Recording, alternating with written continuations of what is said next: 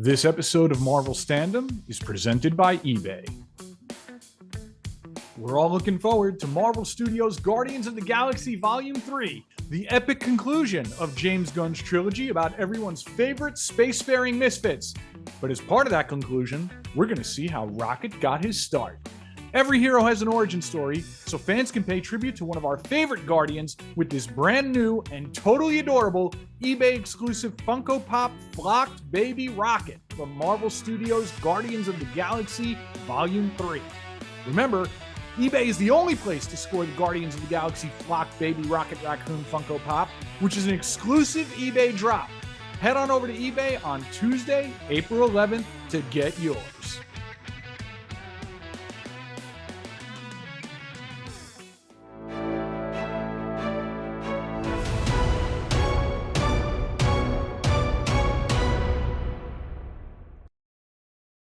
But it is time for what was supposed to be the actual focus of this episode before we had such an amazing Marvel News Week this week. It is time to discuss supervillain team-up M.O.D.O.K's 11, an absolutely bonkers 2007 limited series, which is a real hidden gem. I'm so glad that we read this. Kirsty, why don't you tell everybody what this is all about? Okay, well, this was published in 2007 to 2008. The story is pretty straightforward, I would say, considering how much double crossing there is in it. M.O.D.O.K hires a rogues gallery of, let's just say, not exactly A-list villains, including Armadillo, Chameleon, Deadly Nightshade, the Living Laser, Mentallo, Puma or Puma if you're American, Rocket Racer, and the Spot from Across the Spider-Verse, as we just saw in the trailer. He says he'll pay them $5 million apiece to rob the Infinicide, and I hope I'm pronouncing that right, a gang of temporal cartographers who have an insanely powerful thing called a hypernova.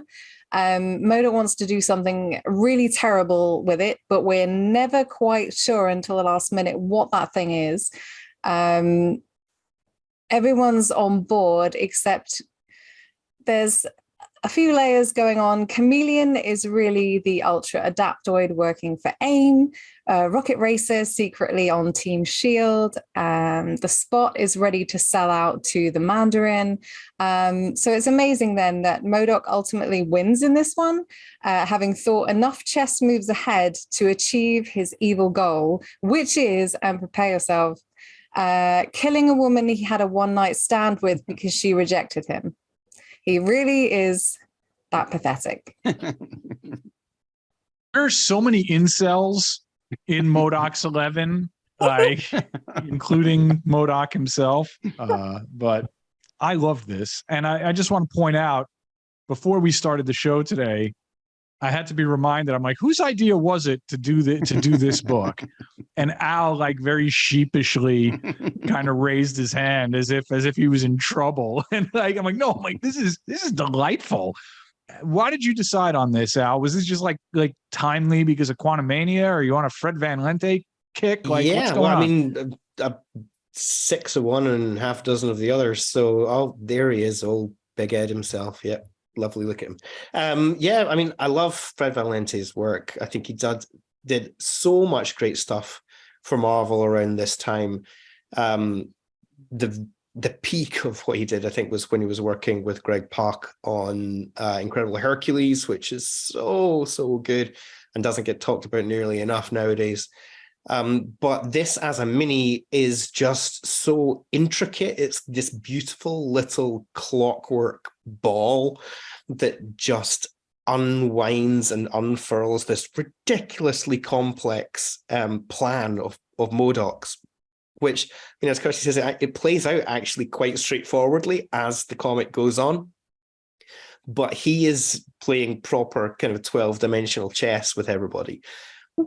And it's nice to have a moment, to have a series at all, where M.O.D.O.K is not, you know, the laughing stock character. The series actually begins with a recap of MODOK's origin that's kind of horrific. Like him getting led into this test chamber thing where he's going to be turned into M.O.D.O.K, and he's having second thoughts about it, and then they're like, nah, no, sorry, too late. And he gets turned into this big giant head with little widdly diddly arms and legs. But pulling all these other villains in, these kind of Z-listers, like characters like Nightshade. Nightshade's a Power Man villain from the 1970s, for example. Puma and Spot are both kind of late 80s Spidey villains. Characters like the Armadillo, I mean, the Armadillo is ridiculous, but he's somebody you can get a little bit of pathos out of because he doesn't want to be a supervillain. He just wants to get out of this stupid costume and out of this business. So when you have all these characters that are very minor league coming together, what you get is a very level playing field for them. So any of them could die, any of them could be betrayed, any of them could be the betrayer. And by the end of it, they're all basically one of those things because there's so much back and forth, backstabbing. It reminds me of not even like heist movies. It reminds me of Clue. The fact that there's so much frantic shifting of allegiances back and forth. It's fantastic stuff. Really, really loved it.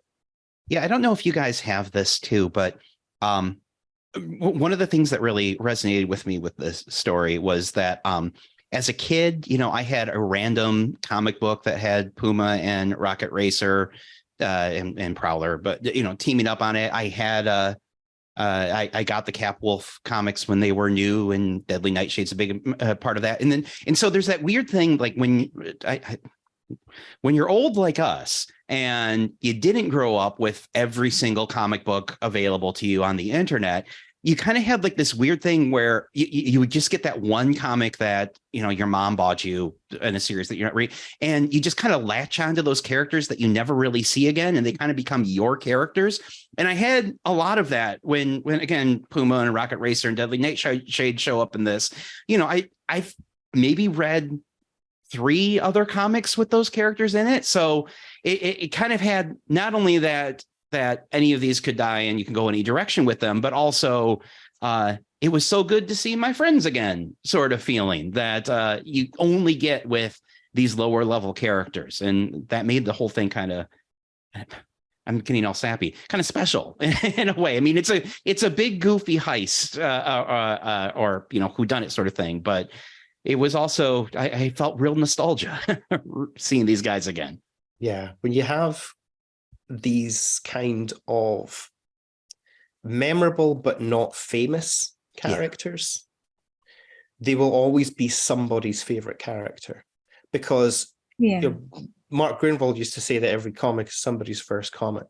Well, so I'm not sure that was ever completely true. It's not going to have been far off it, particularly in the heyday of a lot of these characters' debuts.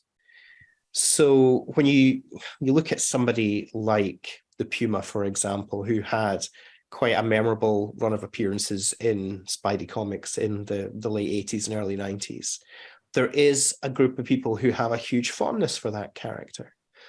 And almost with any of the characters that are in this series, I mean, I'm not sure how many people are massively devoted to Mandarin Jr. or whatever, but there are going to be people who come into comics who were reading at 2002, 2003, 2004 kind of time and thinking, well, Monica Rappaccini, I remember her from the Scorpion stories in Amazing Fantasy, and things like that. They're not marquee characters, but they're characters that are memorable to the people who remember them.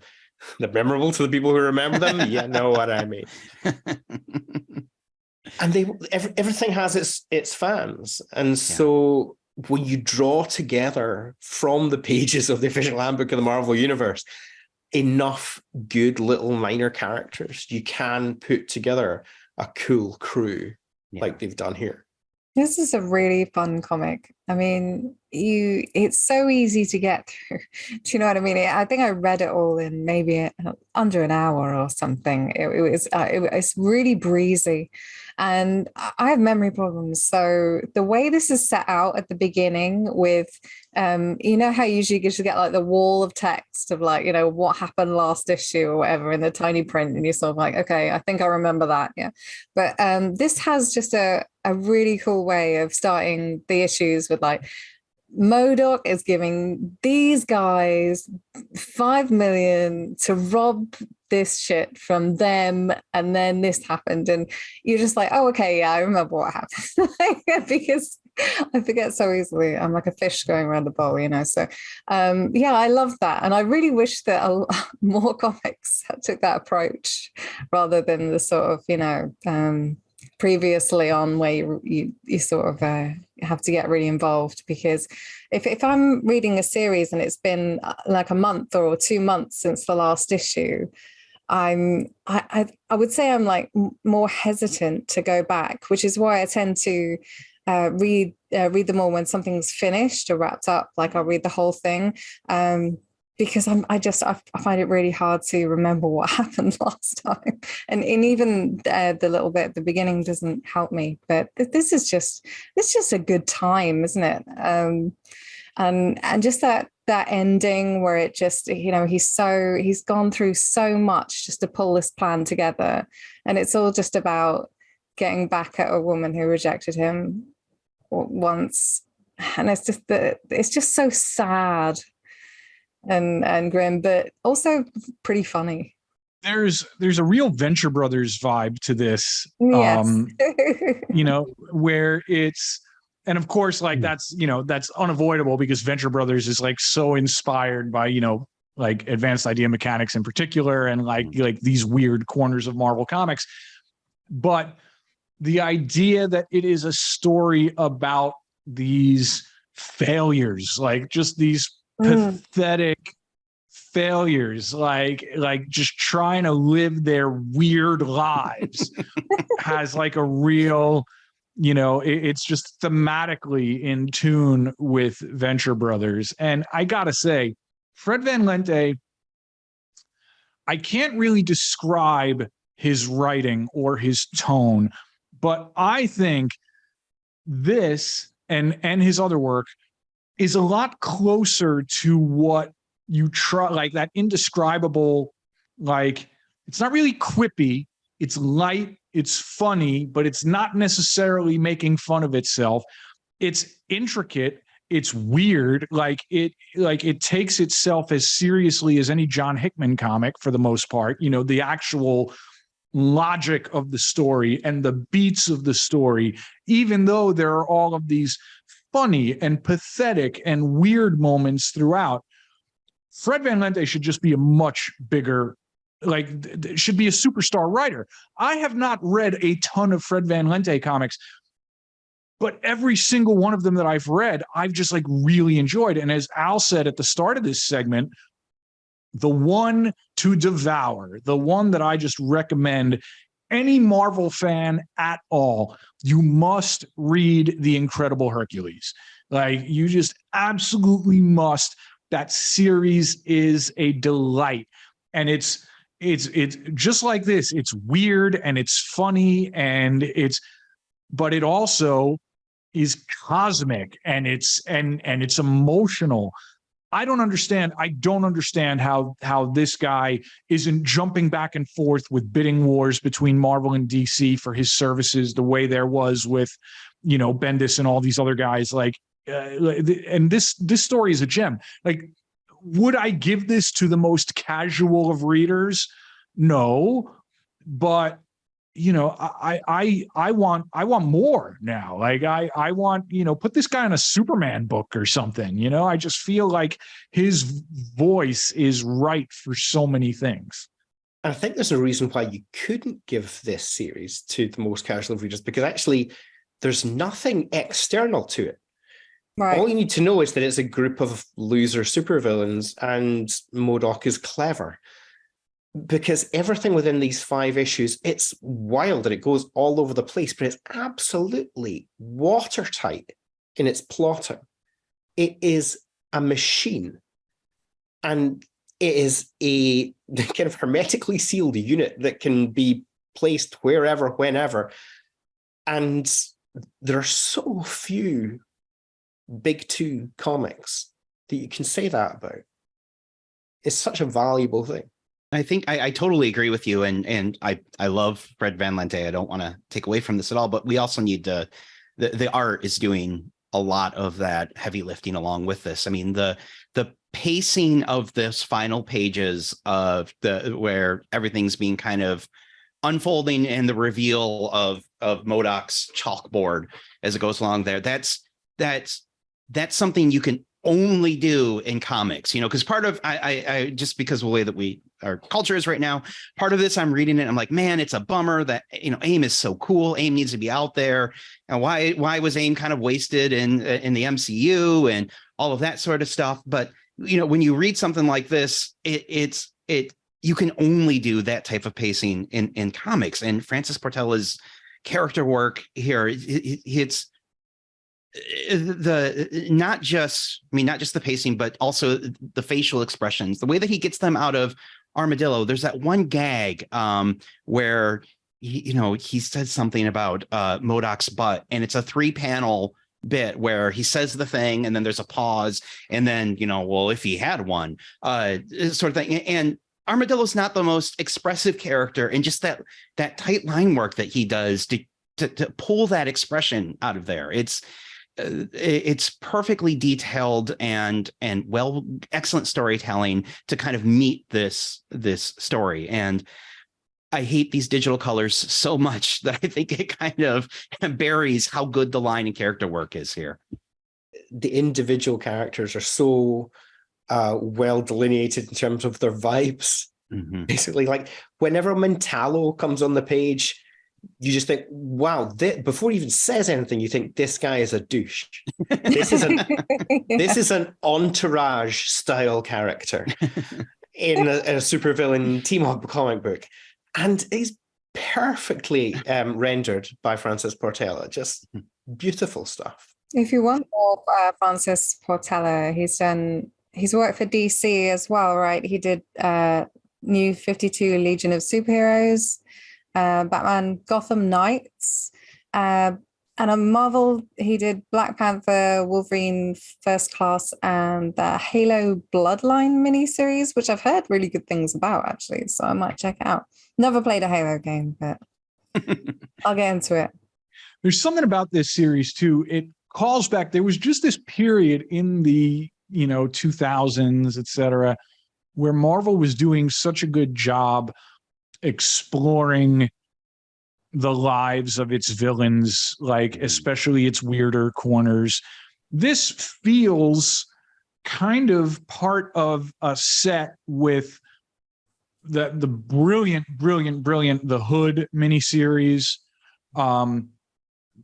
Alias, which introduced Jessica Jones, which of course is not just the good Bendis, is like arguably the best Bendis, right? Like there was this period where they were just so good at peeking into the margins of the Marvel universe and telling stories like this. And I feel like there are more projects that I'm just like not thinking of off the top of my head. They did it again a little bit later with like Superior Foes of Spider-Man, which is another delight. And it's something that, like, I don't know if you could really do this in DC as much as I love DC. You know what I mean? Like, I don't know that you could really, like, the Harley Quinn animated series, like, kind of comes close, but like, this is such a very specific Marvel flavor on top of all the other things that there are to recommend it. Joe's doing his disagreeing face.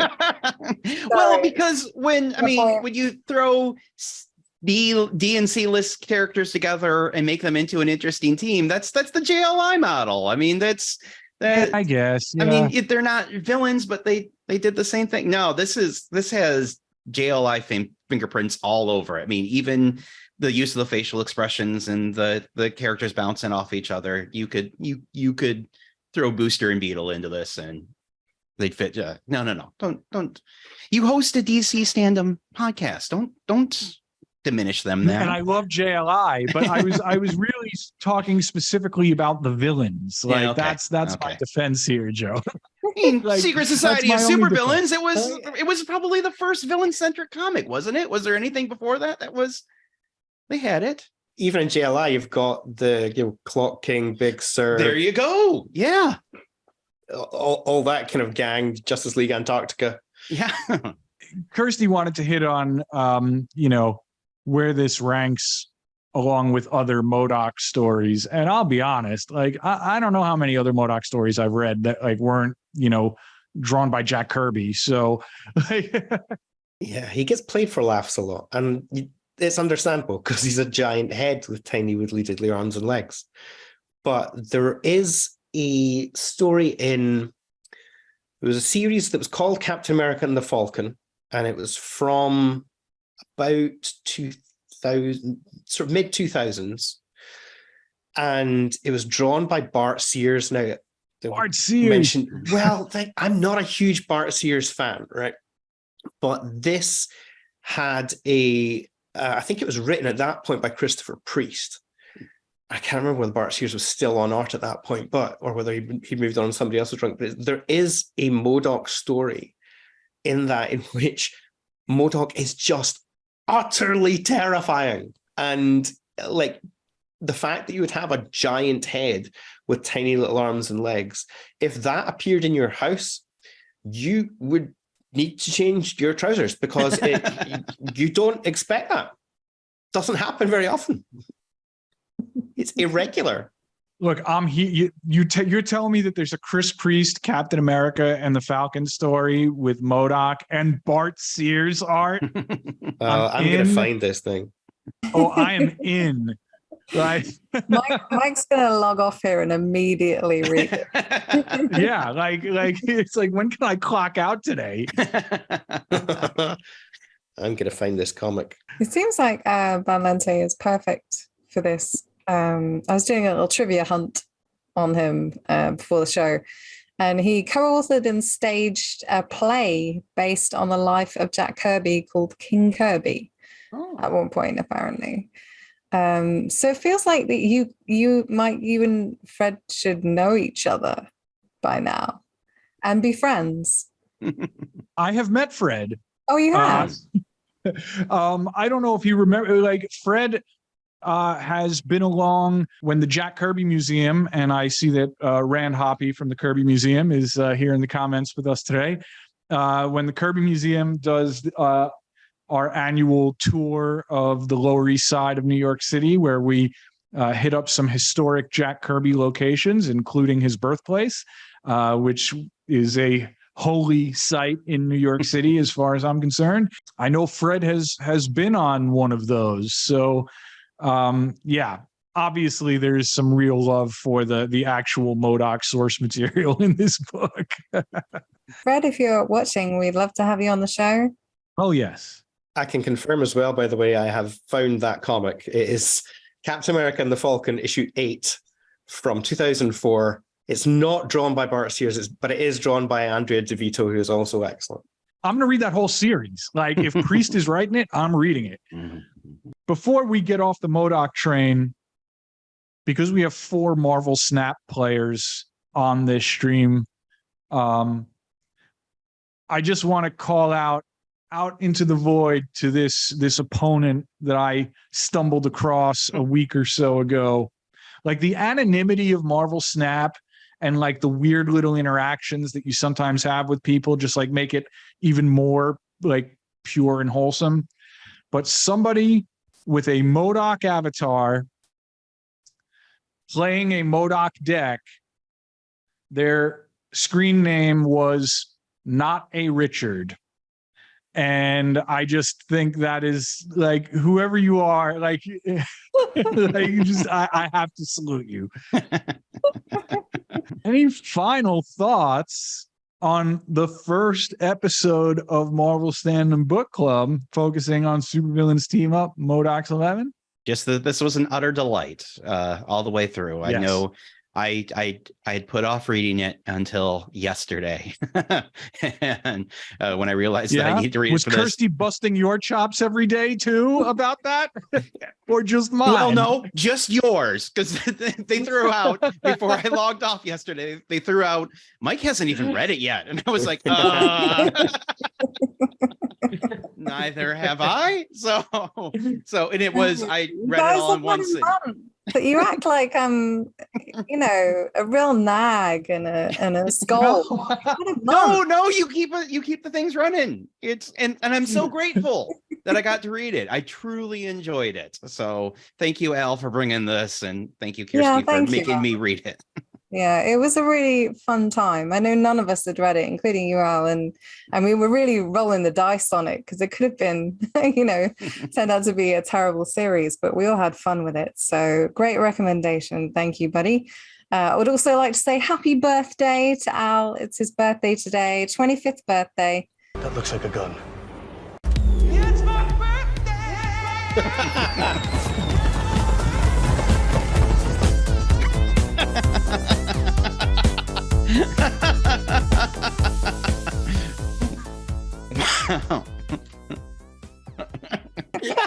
Happy birthday, Al.